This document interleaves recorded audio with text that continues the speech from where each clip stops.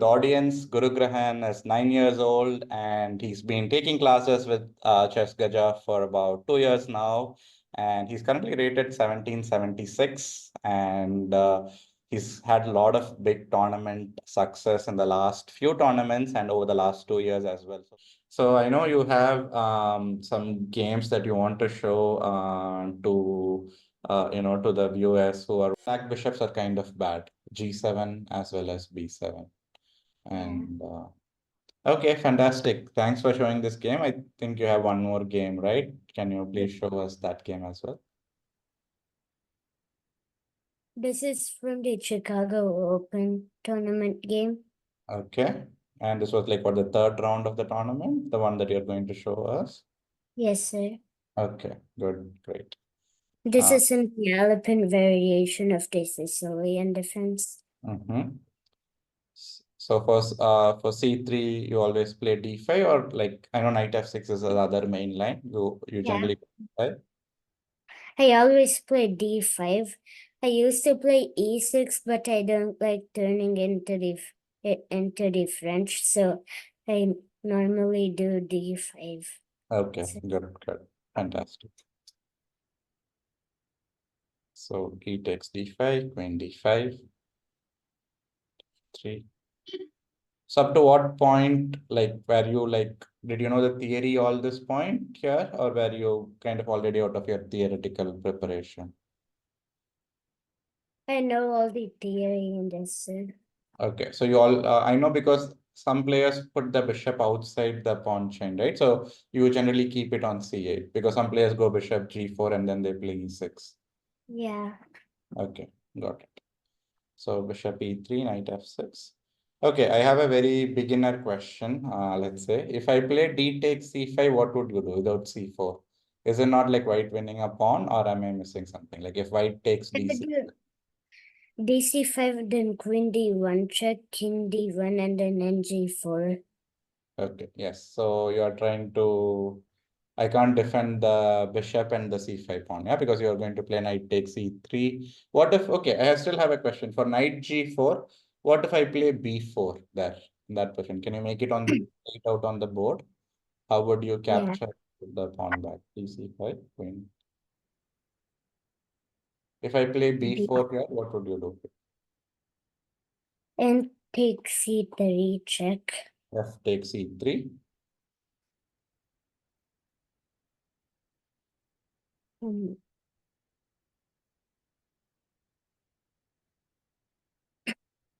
BD7. You think you have compensation for the pawn there? Because white can consolidate, no? Some knight BD2, king C2, all those moves. Next. Yeah. I see. Yes, sorry, go ahead. It doesn't look like I can win the pawn, but I was also thinking of A5. Okay, A5. So I was also thinking of A5 as a possibility, but I think white will play bishop B5. I think if you play A5 here, bishop B5, and then if bishop D7, I think white might consider taking on C6. Bishop takes C6, bishop takes C6, and some sort of A3. So I think that position is, I definitely feel there is compensation because double bishops, obviously, and white's king is in the center, a lot of checks possible.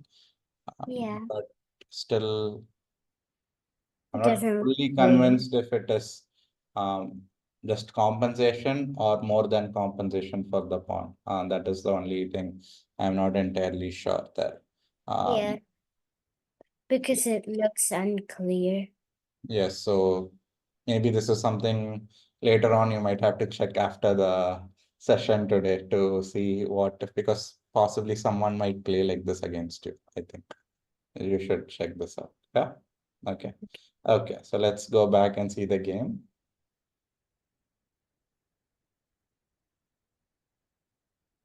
Line of 6, E4, Okay.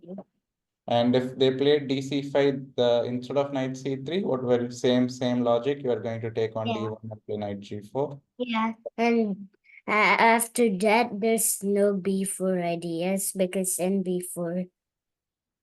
That is true. You just simply play knight takes b4. Yeah, right. Yeah. Knight c3.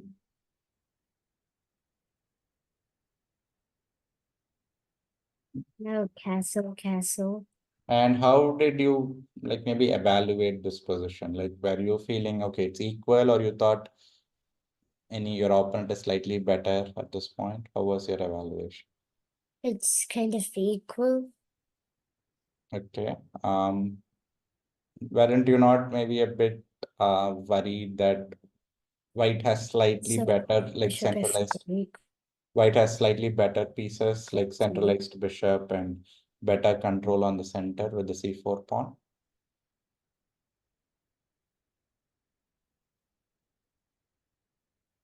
I Gurugrahan? didn't get.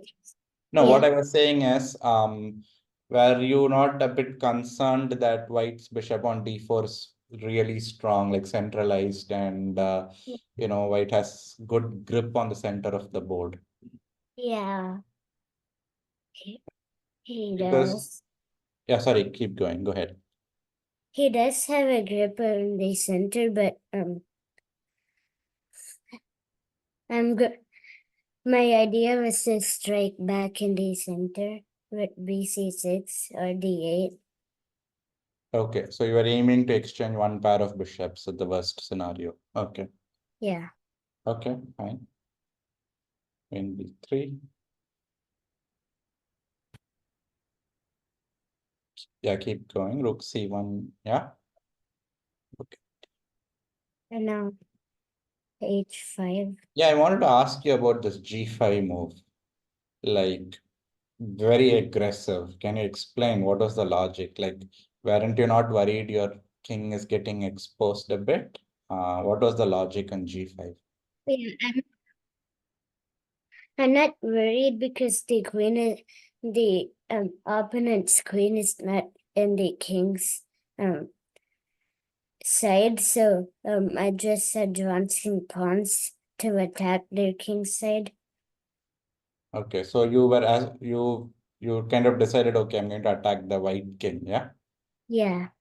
Okay, because when to me g5 was like, if you ask me, I would actually give it like double exclamatory mark, like a excellent move there, because what you just now said, right, like that white's pieces are not anyway taking part on the king's side, is I think a very correct judgment. I really liked g5. As a move, g5 seems very good evaluation of the position that my king is not that weak, even if I played g5, and I think next followed up with h5. Really, really good move. I was like, wow, when I saw g5, that was like, made me really, I thought very good evaluation of the position. Yeah, keep going. Thanks. And then h5. Okay. And did you consider h4 here, or I know h4 is the better move here, but did you consider h4, or was it no? Yeah, I considered that, but I was worried that I would be losing a pawn. But after I analyzed it, um, it looks like I can play it. It Okay. looks good. Can you maybe show the line why h4 is playable? Why is h4 good for black? So bishop Because, h4, yeah. um, and now we get the pawn back. And this is the whole point, yeah. You have attack on both c4 and kind of a pin on this. Okay. Yeah. And this is good for, okay, makes sense. And for h4, what if white just goes like bishop h2 without taking on h4? Then I would take on h2 with my knight. And if after king Or, takes, or I can reroute my knight to f5 to be active and go to d4. okay. I mean, did you think of So you kind of did not really even calculate h4, yeah? You were worried that it may not be that good, and knight h6 is where you spent most of your calculation at, yeah? Yeah. So idea of knight h6, is it more like you wanted to put the knight on f5, or was it more like you wanted to play h4, bishop h2, then g4? Like what was more in your mind? I wanted to go f5 and Okay, then d2 or d8. got it, got it. Okay, knight h6, then. d2. So what did white play for knight h6? Keep going. No, I think there was a small And lag. e2. Can you go back a bit? Yeah, go to knight e2. There was a small lag. Yeah, knight e2. Okay. So white, I think, wanted to stop what, rook d3. Maybe white was worried of rook d3. Yeah. Yeah. And Okay. then rook d2, Okay. rook c2, and Rook- then double d rooks. I don't know why he did queen c3 now. What did you think he was going to play? Like, what were you expecting instead of queen c3? Rook captures d2. Rook captures d2. Yeah. And then what would white play? Like, Rook how would captures white defend the knight? um rook e1. Okay. And how did you evaluate that position? You thought you were still better, or you thought white had some chances as well after rook e1? It looked like I'm slightly better. Mhm. But it seems white has some tactical defense. Yeah, rook takes d2, rook d2, and knight f4, which the on your screen I see the stockfish suggesting some tactical defense there, which is kind of interesting. It's saying that if you play gf4, bishop f4, the knight on h6 is hanging. So Yeah. yeah, okay. Let's keep going. Let's look at the game. Queen c3, and then Rook d3. rook 2d, queen a5, and a 5. Okay. And then, Rook e1. so now If, more or less all your pieces are like amazingly active. Yeah. Everything aiming at the king side and so on. yeah. Fantastic. Yeah. And then what happened after h4? And now c Okay. h4, h2, and then bc5, Yeah. b4, b6. So if And now he I have a mistake. question, when you went bishop c5, on move 26, can you go back to bishop c5? Like, Yeah.